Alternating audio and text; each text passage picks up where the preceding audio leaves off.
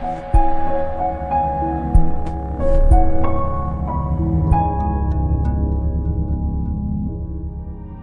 अस्सलाम वालेकुम व्यूअर्स। आज हमारे साथ एक हैं स्पेशल गेस्ट अक्सा। इन्होंने बैचलर किया था इलेक्ट्रिकल इंजीनियरिंग में और उसके बाद तकरीबन 6 साल जॉब की है पाकिस्तान में और अभी इनका एडमिशन हुआ है स्वीडन में एक यूनिवर्सिटी में मशीन लर्निंग के अंदर और इनको स्कॉलरशिप भी मिला है एसआई का। तो हमने इनको इनवाइट किया कि आप आएँ हमारे साथ जो है ना मिलकर ज़रा अवेयरनेस दें नए स्टूडेंट्स को कि यहाँ पर आपने क्यों चूज़ किया ये वाला प्रोग्राम और आपने स्कॉलरशिप आपको कैसे पता चला और स्कॉलरशिप कैसे अप्लाई किया ताकि आप लोगों की इस बारे में रहनुमाई हो जाए। जी अक्सा, तो आप अपने आप को थोड़ा इंट्रोड्यूस करना चाहेंगी? श्योर। अस्सलाम वालेकुम, मेरा नाम सैयदा अक्सा इफ्तिखार है। बाय प्रोफेशन मैं एक मार्केट रिसर्च बिजनेस एनालिस्ट काम कर रही हूँ with company vision x. So vision x basically एक प्रोडक्ट बेस्ड इनोवेशन कंपनी है और that is developing digital solutions for Fortune 500 companies. मैं आईटी फील्ड में काम कर रही हूँ for like more than 5 years now, almost 6 years हो चुके हैं।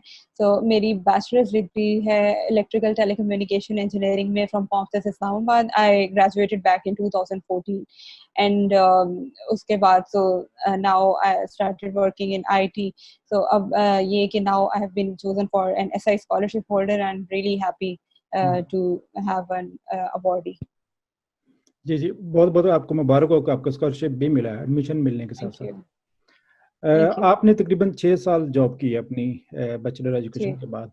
तो ये वाला गैप इसकी वजह से आपको कोई मसला तो नहीं हुआ एडमिशन होने में? नहीं, एडमिशन में बिल्कुल भी हुँ, प्रॉब्लम नहीं है। बेसिकली अगर हम स्वीडिश इंस्टीट्यूट स्कॉलरशिप की बात करें, हुँ, तो उसमें आपकी जो स्कॉलरशिप की जो बेस लाइन है, वो ही आपका वर्क एक्सपीरियंस है। So you minimum should have 3000 working hours, हुँ, जिसकी बेस पे आप क्वालिफाई करते हो स्कॉलरशिप के लिए। अगर हुँ, आप नॉर्मली सिर्फ एडमिशन की बात करते हैं, तो तब भी जिस करियर गैप जो बीच में मैंने लिया, लाइक एजुकेशन से जो जंप आया, वो भी it doesn't matter at all. ये हुँ। सिर्फ सारी बात आपकी मोटिवेशन और आपकी एंथुसियाज्म की है कि आप कब और क्या करना चाह रहे हैं, and it's also about the timings. जी।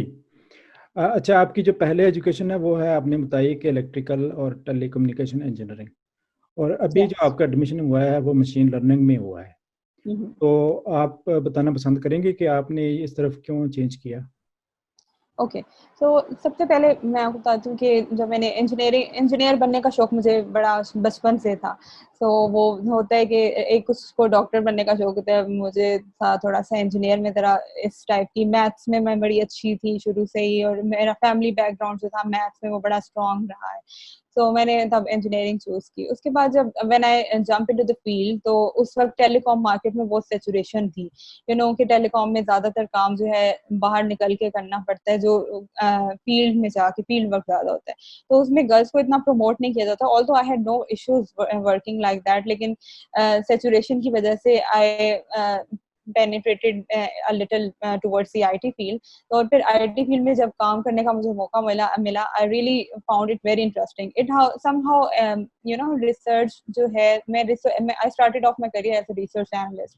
तो रिसर्च फील्ड जो है वो somehow it links the engineering background too। तो आईटी में जो रिसर्च थी वो थोड़ी सी इंजीनियरिंग से रिसर्च का, वहाँ से मैंने फ़ायदा उठाया। जो मैंने फाइनल ईयर प्रोजेक्ट किए वो भी मेरा आईटी बैकग्राउंड में ही था, जो मेरा फाइनल ईयर प्रोजेक्ट था। तो इसलिए वो थोड़ा लिंक अप हो गया, मुझे ज़्यादा मुश्किल नहीं हुई आईटी में स्विच इन करने के लिए। फिर मैंने as a research analyst job करना शुरू की at an health care IT company MTBC. उसके बाद वहाँ पे मैंने multiple I got promoted into multiple different positions, और फिर वहाँ से मेरा करियर बूस्ट इस तरह से मिला कि I came to know that IT is really a booming field. तो IT is involve in almost everything. तो वो आपको हर चीज से लिंक कर देती है। सो फिर मेरा इंटरेस्ट डेवलप होता गया and then I started thinking कि अब मुझे आईटी में एनालिसिस फील्ड में तो काफी एक्सपीरियंस हो गया, now I should link up to a little bit of technical domain. हुँ, तो इसलिए मैंने फिर मशीन लर्निंग के लिए चूज़ किया कि मैं इस फील्ड में, आपको पता है आर्टिफिशियल इंटेलिजेंस और machine learning is the future. हुँ। तो फिर मेरा ये शौक हुआ कि okay let's jump into that field. ठीक हो गया, समझ में आता है। आपने वैसे स्वीडन को चूज़ क्यों किया फर्दर एजुकेशन के लिए? ओके। मेरी फर्स्ट प्रायोरिटी, मैंने कोई चूज़ नहीं की थी कंट्री कि मैं अमेरिका के लिए अप्लाई कर रही हूँ, ऑस्ट्रेलिया के लिए, स्वीडन के लिए। I just started thinking of कि मैंने स्कॉलरशिप के लिए अप्लाई करना है, so I applied for different couple of different countries like Hungary, Sweden, Italy and other scholarships. लेकिन स्वीडन की जब मेरी प्रेफ़रेंस बनी, वो that was just because of the IELTS, आप कह लें कि आईएलटीएस में मैं थोड़ी लेज़ी हो रही थी। मैं प्रिपरेशन कर लेती थी, लेकिन जब आपको पता है आईएलटीएस की बार-बार जो प्रिपरेशन करके टेस्ट देने वाला सीन था ना, उस तक मैं ज़रा हुँ। रिस्की मुझे लग रहा था। सो मैंने कहा कि मैं वो भी साथ-साथ प्रोसीड करती हूँ, लेकिन साथ ही साथ मैं स्वीडन में स्कॉलरशिप के लिए अप्लाई करती हूँ। तो I started exploring into different websites, और not just website, I started exploring the agents too. मैंने कुछ जाके इन्फॉर्मेशन ग्रैब की, इस्लामाबाद में कुछ लोगों को विजिट किया जो स्वीडन को सपोर्ट कर रहे थे फॉर स्टडीज़। तो उनसे मैंने थोड़ी-सी इन्फॉर्मेशन ली, and then I came to know कि this process is really easy. तो बजाय इसके कि मैं किसी और की हेल्प लूँ, मैं खुद से एक्सप्लोर करूँ और फिर मैं खुद से इसके लिए अप्लाई करूँ। So that's how I started off with the Sweden thing. अच्छा, ये आपने ना बहुत अच्छी बात की है, और ये हम अक्सर वीडियोज़ में भी बात करते हैं कि अगर आपने स्वीडन आना है एजुकेशन के लिए, तो आपको किसी एजेंट के पास जाने की ज़रूरत नहीं है। Definitely, definitely. जितनी भी इन्फॉर्मेशन चाहिए अप्लाई करने के लिए, हुँ। वो सारी की सारी बहुत अच्छे तरीके से इनकी वेबसाइट्स के ऊपर मौजूद है। बेहतरीन हो यस। गया। तो और फिर आपको स्कॉलरशिप का कैसे पता चला, बाय द वे? अच्छा, स्वीडन में मैं जब भी मैं बाहर यूनिवर्सिटीज़ के लिए अप्लाई करती थी, तो scholarship was my first priority कि मैं किसी भी यूनिवर्सिटी के लिए अप्लाई कर रही हूँ, तो I should see the scholarship कि इस यूनिवर्सिटी में कितना स्कॉलरशिप है। स्टूडेंट की डिफरेंट यूनिवर्सिटी स्कॉलरशिप दे रही हैं, लेकिन साथ ही साथ जब मैं सर्च करती थी, मेरी रिसर्च शुरू से ही स्ट्रॉन्ग थी, तो मुझे पता चला कि okay, there is a scholarship named Swedish institute scholarship. तो वो हुँ। मुझे अपनी सर्च क्वेरीज़ एंड इससे मुझे पता चला कि ओके, इस स्कॉलरशिप को फिर मैंने स्टडी किया, और फिर मैंने एक्सप्लोर किया कि कैसे इसके लिए मैं अप्लाई कर सकती हूँ। और जैसे आप बात करें कि, और मैं एक्सप्लोर करने की बात करें, तो मैंने सिर्फ ऑनलाइन नहीं सर्च किया, मैं बाहर गई, मैंने एजेंट से भी बात की। तो जब मैंने उनसे थोड़ी-सी स्कॉलरशिप के बारे में बात की, सो आई कम टू नो कि वो मतलब they charge for this thing even. तो हुँ। आई थॉट कि why not I do it my self, hmm. Instead कि मैं किसी और को पैसे दूँ और वो मेरे लिए एप्लीकेशन लिखे, I can do it myself. मेरी राइटिंग पब्लिकेशंस भी हैं कुछ जगहों पे, I write for a magazine too. तो मेरा राइटिंग स्किल इनिशियली स्ट्रॉन्ग ही था शुरू से, बैकग्राउंड। तो मैंने सोचा कि okay, let's give it a try. तो फर्स्ट टाइम मैंने अप्लाई किया। This is okay, let me mention one more thing कि स्वीडिश इंस्टीट्यूट स्कॉलरशिप में अब मैं सेकंड ईयर मैंने कंटिन्यूअसली अप्लाई किया, तो तब आई ग्रैब्ड इट। सो अब मुझे इसकी कदर और भी बहुत ज़्यादा है। हुँ। मैंने हुँ। फर्स्ट टाइम अप्लाई किया, आई कुडन्ट गेट इट। सो हुँ। मैंने उस टाइम पे थोड़ा-सा बंदे को अनफॉर्चुनेट लगता है, लेकिन हुँ। टाइम के साथ-साथ आपको आइडिया होता है कि दिस इज़ गुड थिंग। आपको और ज़्यादा मोटिवेशन होती है कि okay, now I have hmm. To apply another time, and then I grabbed it. So it was like मैंने अपने आप को प्रूव किया खुद को ही कि आई कैन डू दैट। ये बड़ी ज़बरदस्त आपने बात की कि जो चीज़ मुश्किल से मिलती है उसकी कदर ज़्यादा हो जाती है। बिल्कुल, बिल्कुल, ये सही है। बात है। तो व्यूअर्स की इन्फॉर्मेशन के लिए एसआई स्कॉलरशिप की जो है रिक्वायरमेंट्स क्या-क्या हैं? ये बताना पसंद करेंगे? श्योर। एसआई स्कॉलरशिप की फर्स्ट रिक्वायरमेंट ये है कि आपके पास वर्क एक्सपीरियंस होना चाहिए, 3000 आवर्स ऑफ वर्क एक्सपीरियंस होना चाहिए, डेमोन्स्ट्रेटेड वर्क एक्सपीरियंस, कि आपने किसी ऑर्गेनाइजेशन में प्रॉपर्ली काम किया है। इट डजंट मीन कि आपने फ्रीलांसिंग की है, वो वाला एक्सपीरियंस उसमें जो है वो काउंट नहीं होता, लेकिन आपने demonstrated work experience with a company आपने किया हो। उसके अलावा आपकी लीडरशिप स्किल्स होने चाहिए। लीडरशिप स्किल्स से मेरा मतलब ये है कि आपने जहाँ पे भी काम किया ऑर्गेनाइजेशन में, वहाँ पे आपने एक टीम को मैनेज किया and you had your subordinates working with you. तो आपके अंदर एक स्पार्क है कि आप आगे बढ़ें, और आपने सिर्फ अपने आप को लेके नहीं चलना, you have to grab whole team, और उनको आपने आगे लेके चलना है। लीडरशिप एक्सपीरियंस की कोई स्पेसिफिक रिक्वायरमेंट नहीं कि कितने वर्किंग आवर्स होने चाहिए, लेकिन आप ये है कि it should be there. Besides that, अगर आप एक एडेड वैल्यू दें, तो that is volunteer work experience. तो हुँ। मैंने कुछ एनजीओ के साथ काम किया वॉलंटरली। मैं कुछ एनजीओ में एज अ टीचर काम करती रही, जो छोटे बच्चे थे, पुअर चिल्ड्रन को पढ़ाने का। तो वो एक्सपीरियंस भी एक एडेड वैल्यू था मेरे लिए। वो उससे ये होता है कि आप कॉन्फिडेंस तो अलग मिलता है, फिर इस तरह की स्कॉलरशिप में आपको बहुत हेल्प मिलती है गोइंग फॉरवर्ड।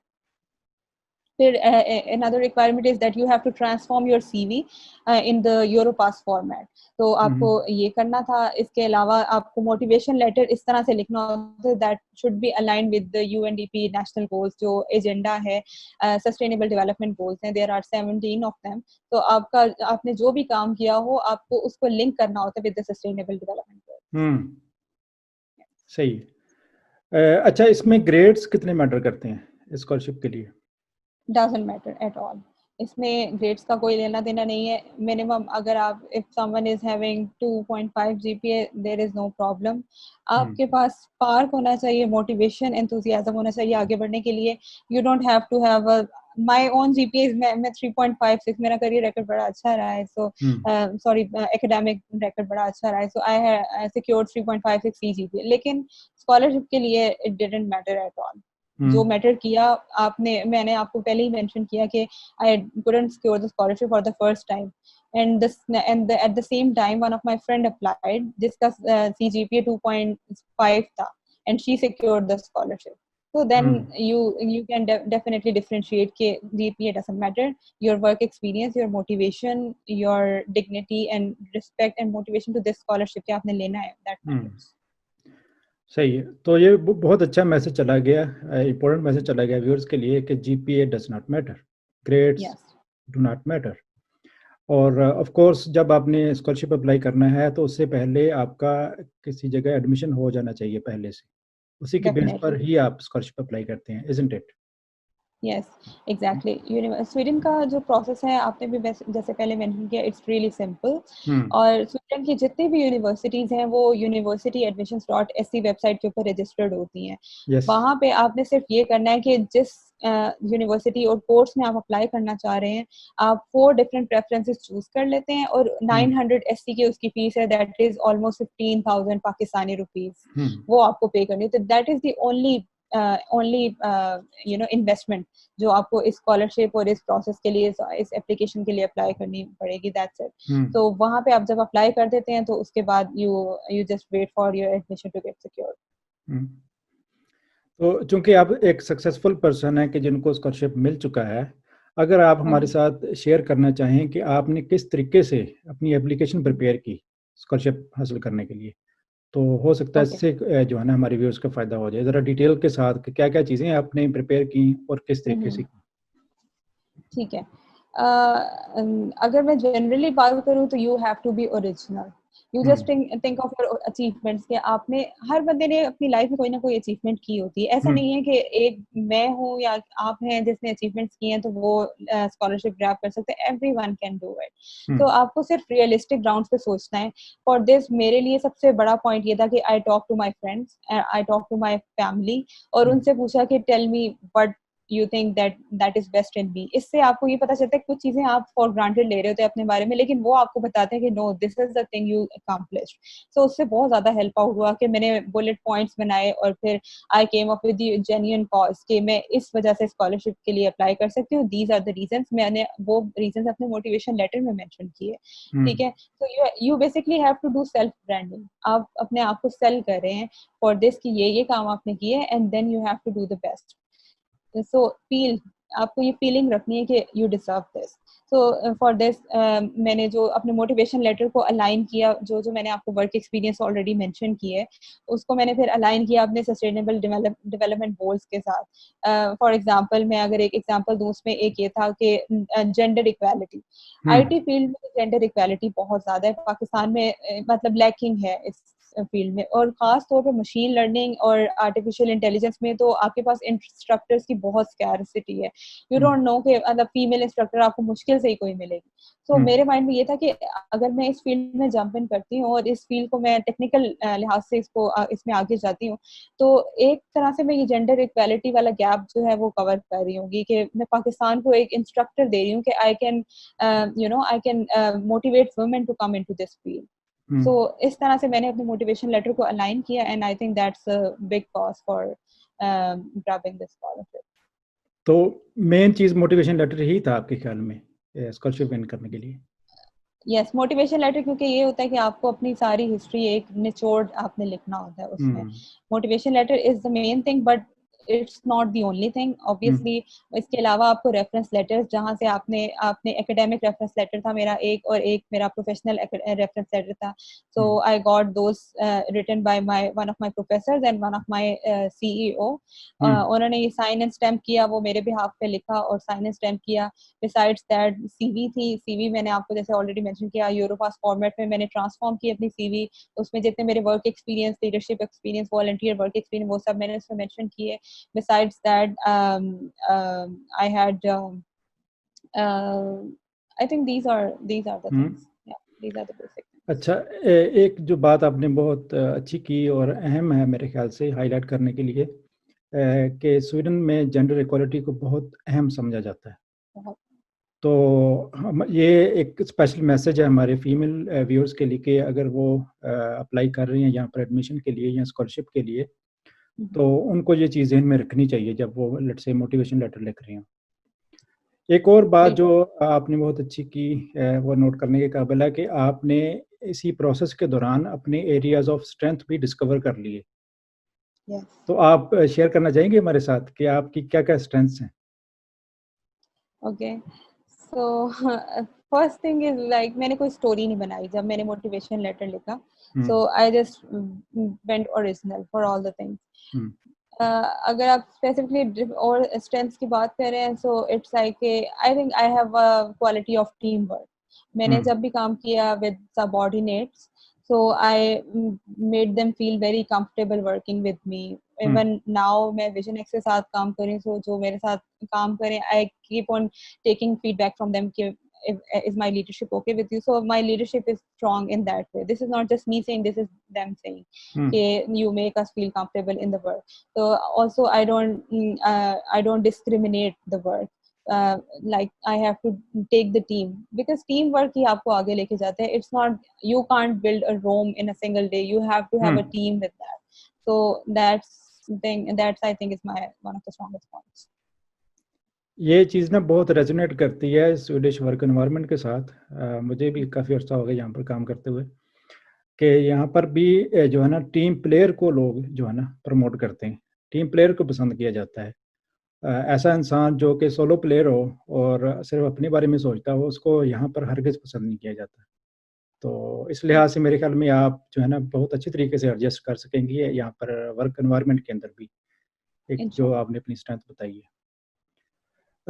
हमारे व्यूअर्स के लिए कुछ खास मैसेज, क्योंकि हमारी इन वीडियोस बनाने का मकसद तो यही है कि जो लोग आगे अप्लाई करना चाहें स्कॉलरशिप एप्लीकेशन के लिए, तो जब उसकी एप्लीकेशन वो प्रिपेयर कर रहे हों तो इन बातों की वजह से उनको फ़ायदा हो जाए। तो अगर आप कुछ खास पॉइंट्स बताना चाहें कि वो किन-किन चीज़ों के ऊपर जो है ना ख़ास तौर पर फोकस करें? ओके, अगर मैं स्पेसिफिकली स्कॉलरशिप के लिए बात करूँ, तो आपके पास जो स्कॉलरशिप एप्लीकेशन गैप होता है, that is just 10 days. This for 2020 it was 10 to 20th फरवरी। तो वो ब्रैकेट जो है वो बहुत स्मॉल होती है, उसमें आपको भाग दौड़ बहुत करनी पड़ती है। तो मैं सबसे बड़ी बात ये है कि आपने उन 10 डेज का वेट नहीं करना, आपने पहले से अपनी एप्लीकेशन के लिए वर्कआउट शुरू कर देना, ठीक है, और इन्वेस्ट टाइम इन दैट। मुझे याद है मैं रातों को जाके वो एप्लीकेशन लिखती थी और फिर उसको रिवैम्प करती थी, फिर उसको रीराइट करती थी।